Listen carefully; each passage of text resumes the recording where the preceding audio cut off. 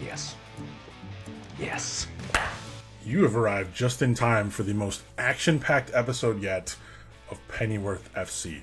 We're going all the way to the end of 2021 in this episode, the midpoint of our first and hopefully final season in League 2. We're also getting our first ever Wonder Kid into the academy, which means I can make one of those clickbaity thumbnails about the next fill in the blank. By the way, if you are one of the 100 or so people who are watching this series regularly, first of all, thank you so much. Second of all, please leave comments on the videos. I get so excited when someone leaves a comment because I spend about 12 hours making each one of these episodes, and I'm never going to make a dime from this. So for me, it's just about knowing that people are enjoying it, and each little comment really motivates me to keep going. So even if it's just something minor, just a hello, please leave a comment. I really enjoy it. Okay, we've got a lot to get to, so I don't know why I'm wasting your time here. Let's go. First up, Wycombe Wanderers in the Papa John's Trophy.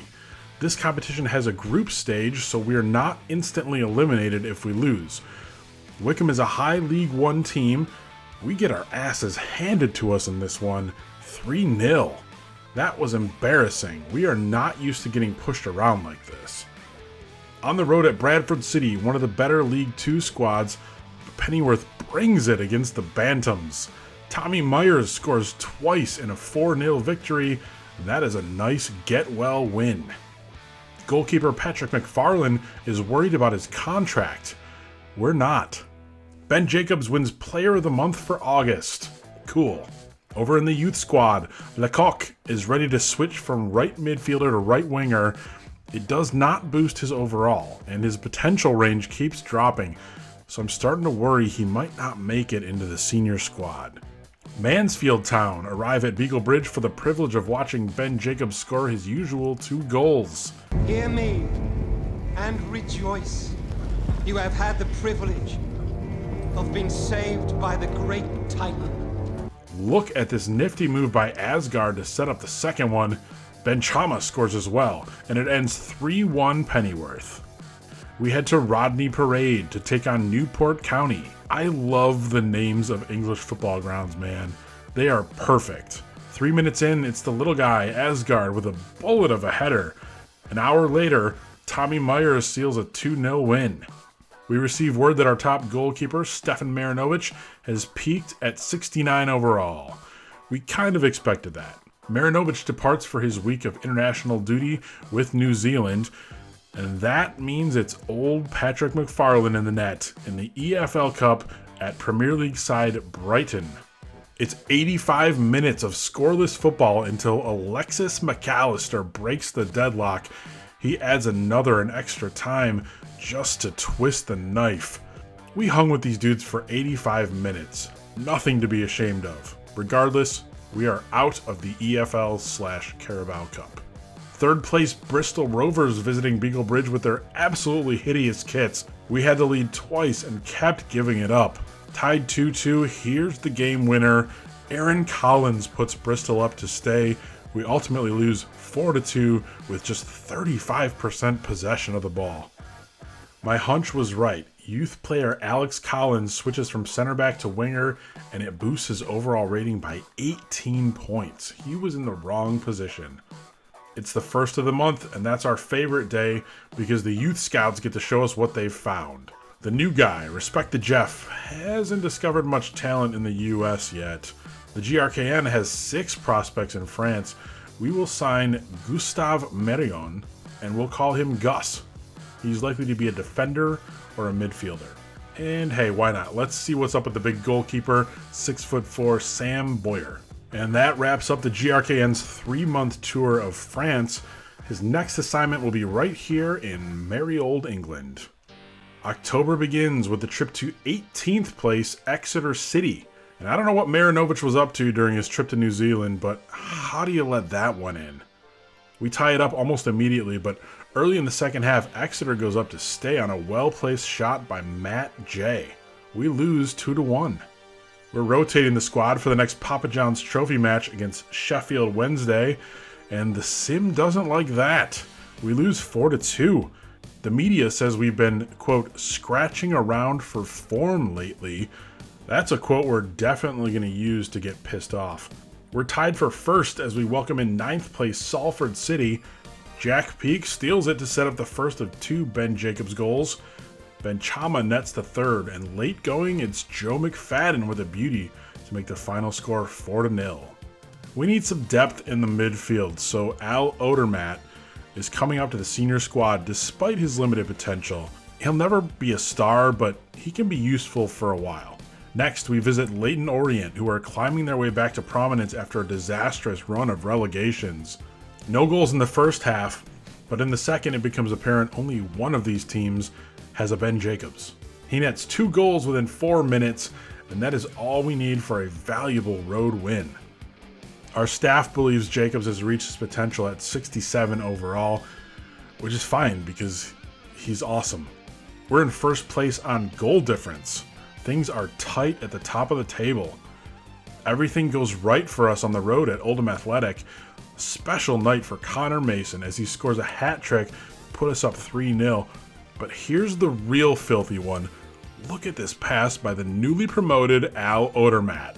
Jacobs sneaks past and fires a laser. We win 4-0. And I guess that run of bad form is over, because now instead of scratching around for form, we are, quote, taking steps toward a title. Our next victim is 20th place Barrow on a gorgeous day at Beagle Bridge. Check out this breathtaking connection between Jack Peak and Ben Jacobs to start the party. Then Asgard sets up Odermatt for his first League 2 goal. Jacobs has one more in him. He and Peak are really vibing at this point. It's a 3-0 win, and we're looking like a freight train. Next stop, Sutton United. They take the lead on a weak one McFarland should have stopped. We're rotating him in now and then for sharpness in case Marinovic gets called away again. We're down a goal at the half, and we don't like that. So Tommy Myers fixes it by getting his own rebound to tie things up. It remains even until extra time when Benny Jake says, "Let's go home, lads." 2-1 Pennyworth, a huge win against a team that was in 3rd place coming in, and that ends October on a high note.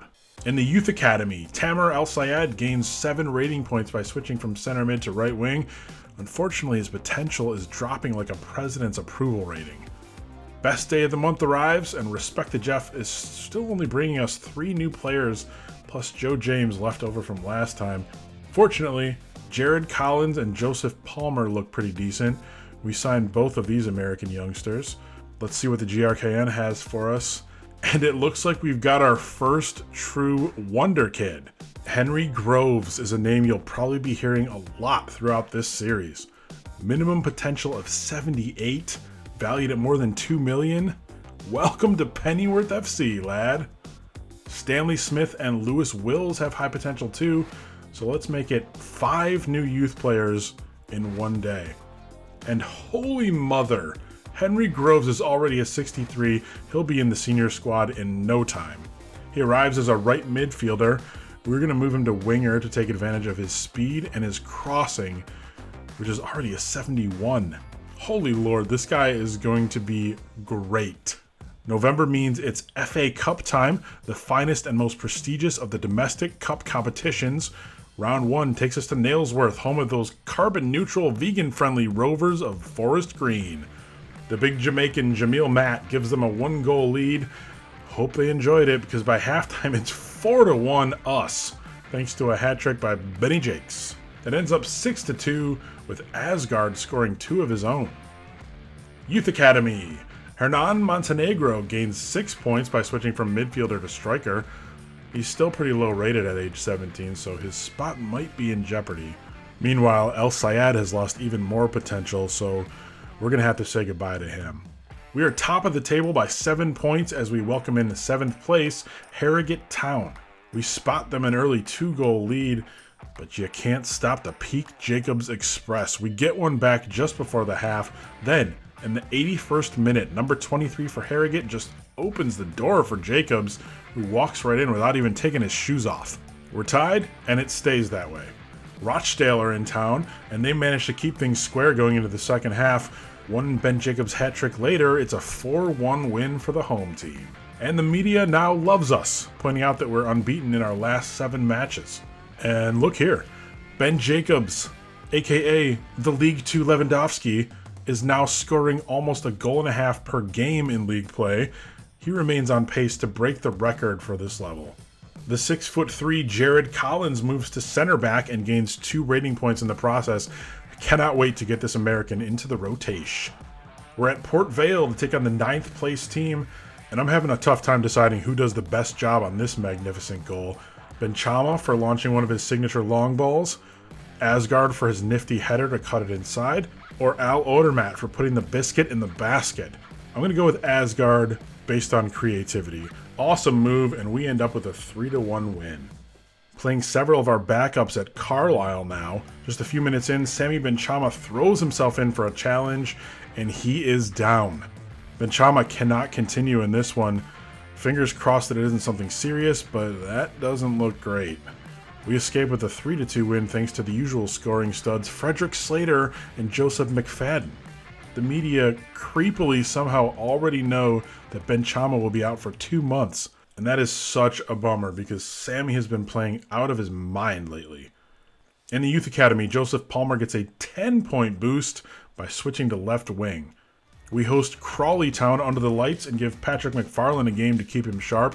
That's not looking like a great decision. Crawley goes up 2-0 within the first 20 minutes, but we equalize by halftime. Look how calmly Connor Mason bags this one. Naturally, everyone is expecting Ben Jacobs to score the dramatic extra time winner, but no! It's 17-year-old aging rock star Joe McFadden. Crawley fall to their knees.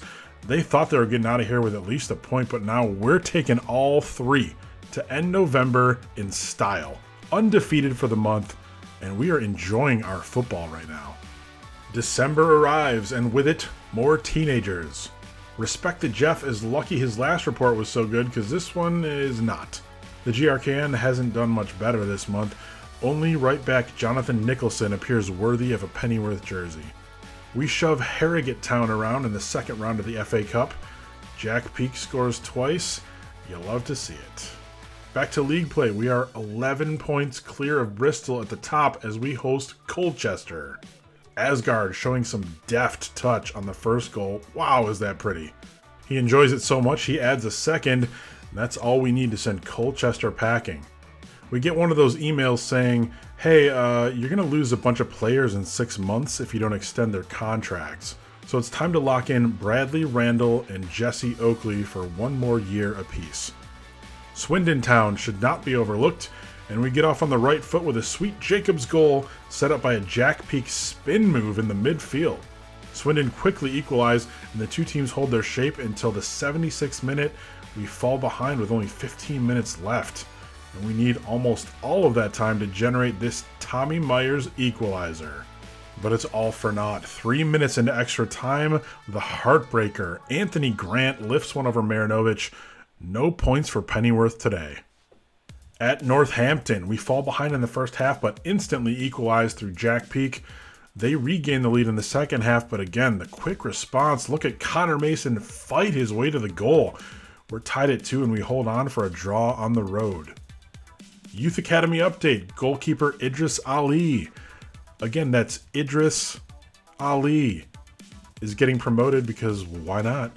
And winger Domingo Miranda is just not showing us much, so we're cutting him loose to free up some room on the old youth campus. Bradford City want revenge for the thrashing we gave them in September, and they come out strong, building a 2-goal lead by halftime. But they forgot about Jack Peak, and they forgot about the little guy. It's Asgard evening things up. Bradford battle back, scoring near the 80-minute mark. They add some insurance in extra time, and we lose 4-2. December is over, and we struggled a bit at the end of the month with 2 losses and a draw.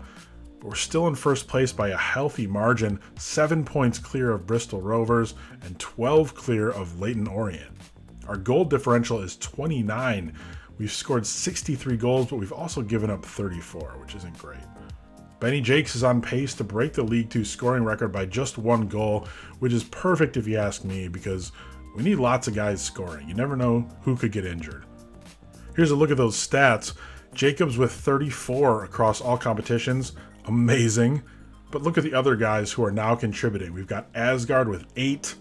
Connor Mason has 7. Myers and Peak with 6 each. Very impressive that Odermatt has 4 already. Slater had that one really good game. Benchama was playing so well before his injury. He's got 4 goals plus 5 assists. Financially, the value of this club is rising quickly. Perrier is our most valuable on the transfer market right now at $3 million. His value has shot up 50% in no time flat. This guy's just 17 years old, and he's going to be our first player to reach a 70 rating. Benchama carries our second highest value at a little over $2 million. He is up 75%, followed closely by Asgard at 1.8, up 63%. Marinovic and Connor Mason also above $1 million. Next episode, the transfer window reopens. We don't have much money left, so do we go shopping or do we promote from within? Plus, Henry Groves makes his debut, obviously. Hit the like, subscribe, and please know how much I appreciate you watching.